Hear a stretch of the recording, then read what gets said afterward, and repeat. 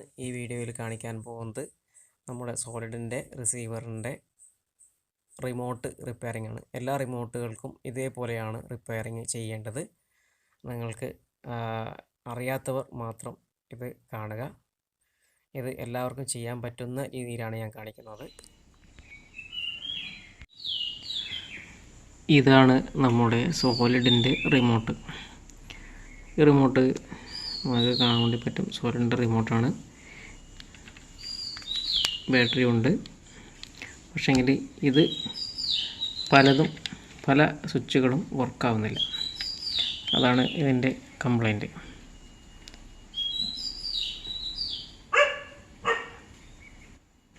ഇത് വർക്കാവുന്നുണ്ട്. തൊട്ടപ്പുറത്തത് വർക്കാവുന്നില്ല. വീണ്ടും അപ്പുറത്തത് ഇല്ല. ഇത് വർക്കാവുന്നുണ്ട്. ഇതും വർക്കാവുന്നുണ്ട്. ഇല്ല, ഇത് വർക്കാവുന്നില്ല. ഇത് വർക്കാവുന്നുണ്ട്. ഇതും വർക്കാവുന്നുണ്ട്.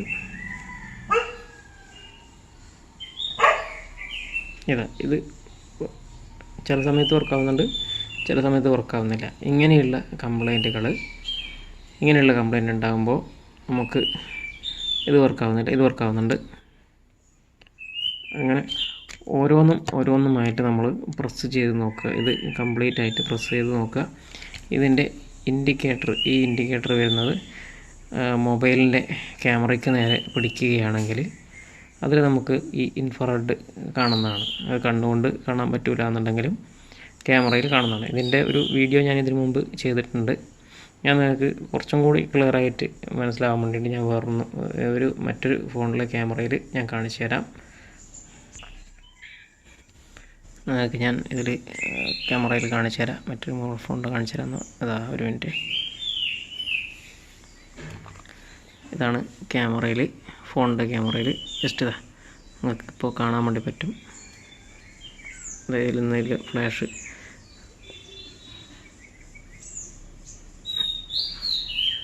ഇത് ഏത് റിമോട്ടാണെങ്കിലും നമുക്ക് ഇങ്ങനെ തന്നെയാണ്.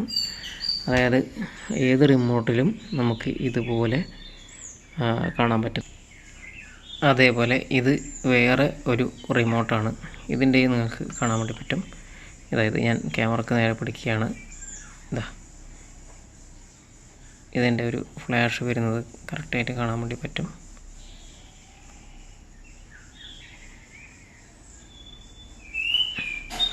അതുകൊണ്ട് നിങ്ങൾക്കിങ്ങനെ റിമോട്ട് ചെക്ക് ചെയ്യാനും പറ്റും.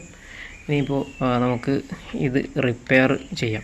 ഇത് ഇങ്ങനെ ഓപ്പൺ ചെയ്തിട്ട് ഇതിൻ്റെ എല്ലാ സ്വിച്ചുകളും വർക്ക് ചെയ്യുന്ന രീതിയിൽ നമുക്ക് ആക്കിയെടുക്കാം. ആദ്യം തന്നെ നമുക്ക് ഈ ബാറ്ററി ഊരിയെടുക്കാം.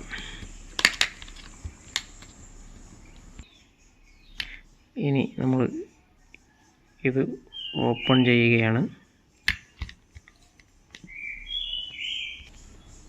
ഇത് മുഴുവനായും ഓപ്പൺ ചെയ്തു.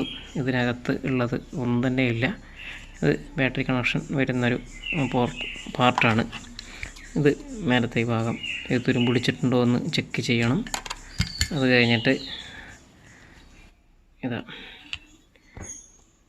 ഇതാണ് ഓരോന്നുമാണ് ഇതിൻ്റെ സ്വിച്ചിൻ്റെ ഭാഗമായിട്ട് വരുന്നത്. ഈ സ്വിച്ചിൻ്റെ ഇവിടെ ഒരു ബ്ലാക്ക് കളറായിട്ട് നിങ്ങൾക്ക് കാണാൻ വേണ്ടി പറ്റും.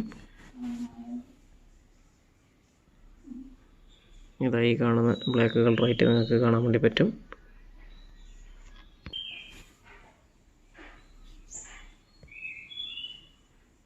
അതായത് ഈ കാണുന്ന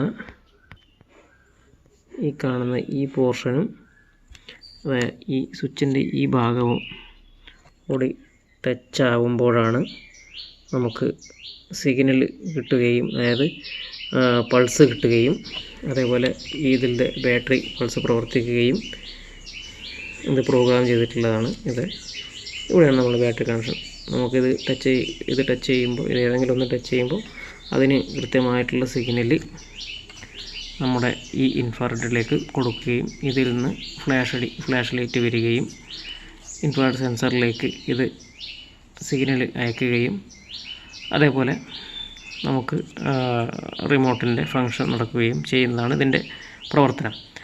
അതുകൊണ്ട് തന്നെ നമുക്ക് ഇനി ഇത് ശരിയാക്കേണ്ടത് എങ്ങനെയെന്ന് വെച്ചാൽ വളരെ സിമ്പിളാണ്.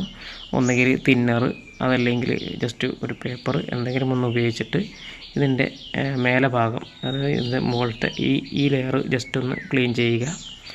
ഇതിന് വെള്ളത്തിൻ്റെയോ ഈർപ്പത്തിൻ്റെയോ എന്തെങ്കിലും അംശങ്ങളോ പൊടിയൊക്കെ ഉണ്ടെങ്കിൽ, ഒരു ചെറിയൊരു ഗ്യാപ്പ് ഉണ്ടെങ്കിൽ ഇത് വർക്കാവാതിരിക്കുകയാണ് നോർമൽ പതിവ്.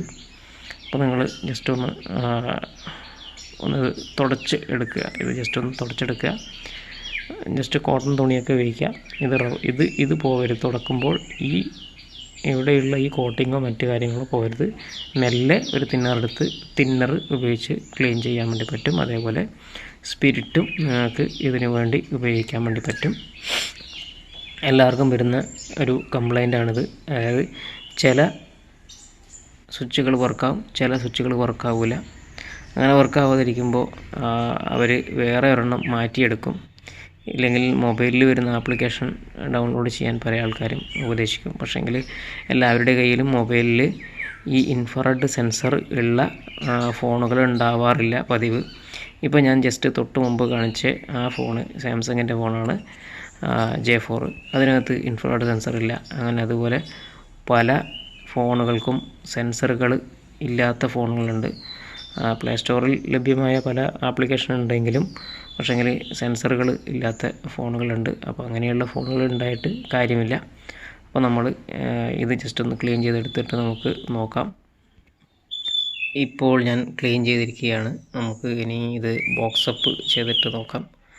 ഇത് ബോക്സപ്പ് ചെയ്യുമ്പോൾ ശ്രദ്ധിക്കേണ്ട കാര്യങ്ങൾ, ഇതിന് പല സ്ഥലങ്ങളിലും കൃത്യമായിട്ടുള്ള ലോക്കുകൾ ഉണ്ടാകും.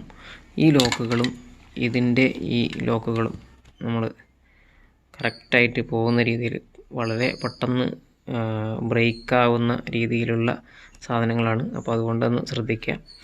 ഇനിയിപ്പോൾ പൊട്ടിപ്പോയി കഴിഞ്ഞാൽ നിങ്ങൾ ഒരു ഇൻസുലേഷൻ ടേപ്പോ, അതായത് നോർമൽ വൈറ്റ് കളറുള്ള ഇൻസുലേഷൻ ടേപ്പൊക്കെ ഉപയോഗിച്ചിട്ട് നിങ്ങൾക്ക് അത് ഒട്ടിച്ചിട്ട് കൃത്യമായിട്ട് വെക്കുക.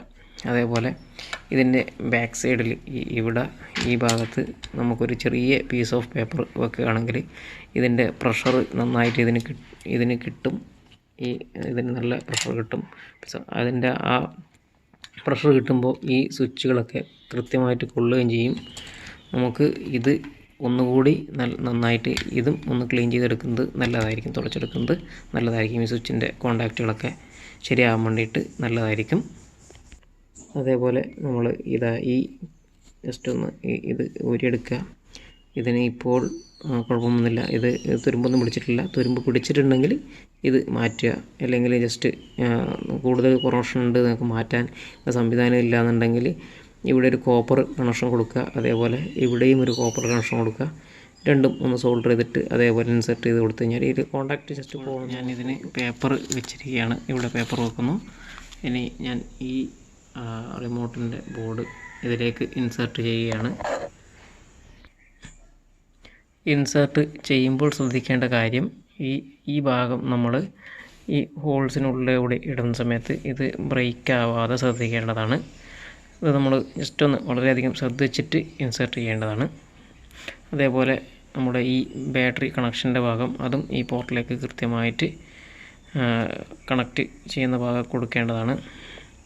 ഈ സോൾഡർ ചെയ്ത ഭാഗം കൂടി ഒന്ന് ശ്രദ്ധിക്കേണ്ടതാണ്. ഇത് ഇളകിയിട്ടോ അങ്ങനെ എന്തെങ്കിലും ഒന്ന് സോൾഡർ ചെയ്യണം. ഡ്രൈ ആയിട്ട് പൊട്ടിപ്പോവുകയോ ഇളകിപ്പോവുകയോ ചെയ്തിട്ടുണ്ടെങ്കിൽ ഒന്നുകൂടി ഒന്ന് സോൾഡർ ചെയ്താൽ മതി. ഇപ്പോൾ ഞാനിത് കൃത്യമായിട്ട് അതിൻ്റെ പോർട്ടിൽ തന്നെ എല്ലാം ഇട്ട് വെച്ചിട്ടുണ്ട്. നിങ്ങൾ നോക്കുക.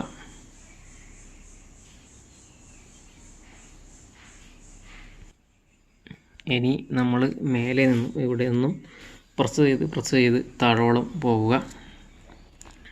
അങ്ങനെ ഫുള്ള് പ്രസ് ചെയ്ത് ഇത് കൃത്യമായിട്ട് ലോക്ക് ചെയ്യുക. ഇനി നിങ്ങൾ ഉപയോഗിക്കുമ്പോൾ എന്തെങ്കിലും പൊട്ടുകയോ ഒക്കെ ചെയ്തിട്ടുണ്ടെങ്കിൽ ഇവിടെ ഇൻസ്ട്രക്ഷൻ ഈ ഏരിയയിലുള്ള ലോക്കുകളാണ് നോർമൽ പൊട്ടിപ്പോവാറ്. അപ്പോൾ നിങ്ങൾ അവിടെ ഇൻസ്ട്രക്ഷൻ ടേപ്പ് ഉപയോഗിച്ചിട്ട് ഒന്ന് അടയ്ക്കുക. ഫെവിക്വിക്ക് പോലുള്ള സാധനങ്ങൾ ഉപയോഗിക്കരുത്. മറ്റൊന്നും കൊണ്ടല്ല, പിന്നീട് എപ്പോഴെങ്കിലും ഓപ്പൺ ചെയ്യണമെന്നുണ്ടെങ്കിൽ അത് പൊട്ടിക്കേണ്ടി വരും. അല്ലാണ്ട് അത് ഓപ്പൺ ആയി കിട്ടില്ല നിങ്ങൾക്ക്. അതുകൊണ്ട് ഫെവിക്വിക്ക് പോലുള്ള സാധനങ്ങൾ ഉപയോഗിക്കരുത്. ഇൻസുലേഷൻ ടാപ്പ് അങ്ങനെയുള്ള മെറ്റീരിയൽ ഉപയോഗിക്കാം.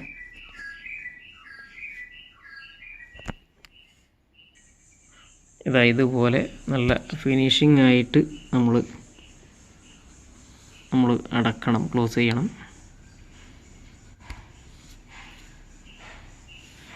ഇനി നമുക്ക് ബാറ്ററി ഇട്ടതിന് ശേഷം ജസ്റ്റ് അതിൻ്റെ എങ്ങനെ ഫങ്ഷൻ എങ്ങനെ ശരിയുണ്ടോ എന്ന് നമുക്കൊന്ന് ചെക്ക് ചെയ്യാം.